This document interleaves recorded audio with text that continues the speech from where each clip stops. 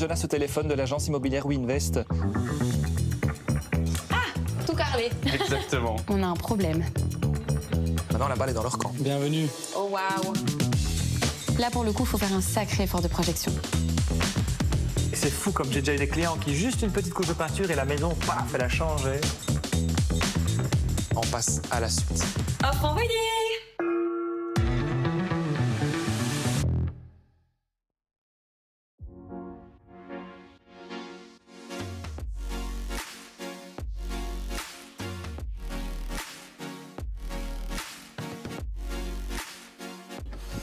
Coucou Aurore, tu as 2 petites minutes? Oui, dis-moi. Ouais.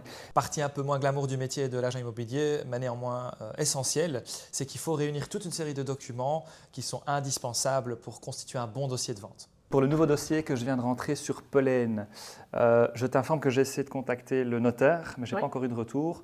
Donc apparemment, d'après les propriétaires, c'est lui qui a tout ce qui est certificat PEB, le document de réception électrique de la maison, le document des panneaux photovoltaïques. Oui. Le titre de propriété, c'est le notaire aussi qui l'a. Là, pour le coup, ici, c'était plus facile parce que le notaire avait déjà toute une série de documents. Donc, je ne devais pas faire toute la recherche comme à l'habitude. Mais dans un dossier plus traditionnel, il y a toute une série de documents que le propriétaire-vendeur doit nous fournir et des documents que l'agent immobilier doit demander au notaire et à la commune.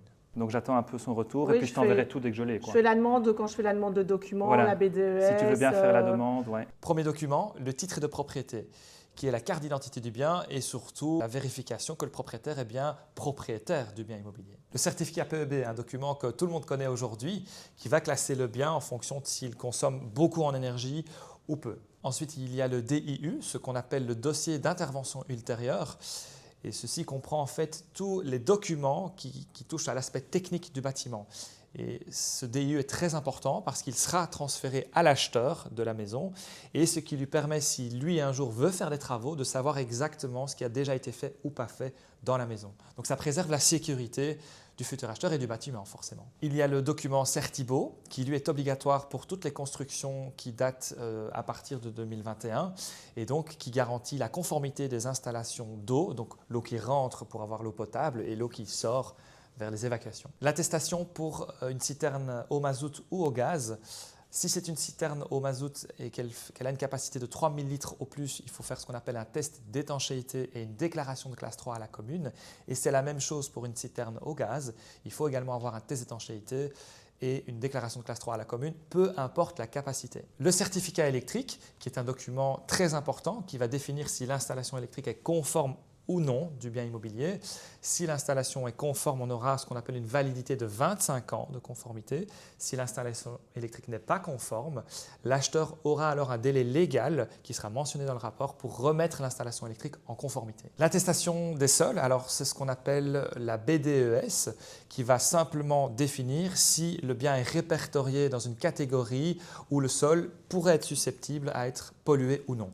En Wallonie, quasiment 9,9 fois sur 10, on n'est pas susceptible d'être dans une catégorie dite polluée. Les renseignements urbanistiques, donc c'est un document qui est demandé à la commune par l'intermédiaire du notaire et qui reprend toute une série d'informations super importantes sur le bien immobilier, comme par exemple, est-ce qu'on est situé en zone inondable ou pas, est-ce qu'on est dans un lotissement, est-ce que le bien a déjà eu des travaux, etc., etc. Si le bien est loué, alors il y a des documents aussi très importants à avoir, notamment le bail de résidence principale, parce qu'il faut que l'acheteur puisse acheter en connaissance de cause. Il faut vérifier tous les documents de garantie, d'état des lieux et vérifier que tous les loyers ont bien été payés jusqu'à présent. Si on se trouve dans une copropriété, là aussi, il y a toute une série de documents dont on va avoir besoin. Notamment, on va prendre contact avec le syndic qui va devoir nous fournir toute une série qui concerne la copropriété et alors nous communiquer des informations sur le fonds de roulement, fonds de réserve, tout ce qui concerne la gestion de l'immeuble dans lequel se trouve le bien immobilier. Est-ce que tu es dans un lotissement? Oui. Oui. Ouais, donc on tout fait ce les qui est, documents d'usage. Permis de lotir, permis d'urbanisme, acte de lotissement, la totale, quoi. Dans le cas qui nous concerne, on se trouve ici dans un lotissement et donc il y a une série de documents dont on va avoir besoin, notamment l'acte de lotissement, l'acte de base, le permis de lotir, le permis d'urbanisme et alors très important, les prescriptions urbanistiques. Il faut que l'acheteur puisse clairement savoir à quoi s'en tenir s'il achète dans ce lotissement.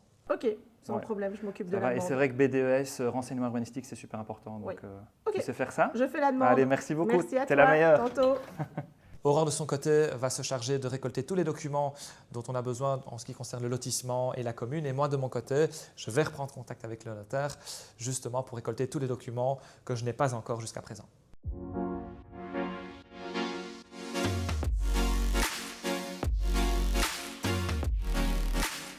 Oui, bonjour madame, c'est Jonas au téléphone de l'agence immobilière Winvest. Je me permets de vous contacter pour un dossier où on a des clients en commun d'une vente à Pelaine. En fait, je ne sais pas si vous avez reçu mes 2 derniers emails envoyés la semaine dernière, ou l'étude en tout cas. Et le but premier de mon appel ici, c'est surtout d'être certain que l'annonce web sera bien retirée de votre côté pour ne pas faire de doublons. Oui, non, ma collègue s'en charge, qui vous a envoyé donc du coup le mail avec les documents. Ah, j'ai pas encore reçu. Ou alors c'était voilà. il n'y a pas si longtemps. Oui, elle vient de le faire. Ah oui, ok, mais j'ai pas encore regardé mes mails. Par contre, il me reste encore une question à vérifier avec le notaire. Est-ce que dans ce dossier, on est bien certain que l'agence, que les honoraires puissent être assurés pour ce dossier-ci? J'ai quand même posé la question et puis après, alors je vous fais un petit mail. Grosse désillusion, quoi. Je vais mettre plein de choses en place et je suis pas sûr d'être payé. C'est pas la première fois que je dois faire face à ce genre de dossier un peu plus difficile. Je reste hyper motivé. Je vais tout faire pour que tous les créanciers puissent s'y retrouver, et moi y compris.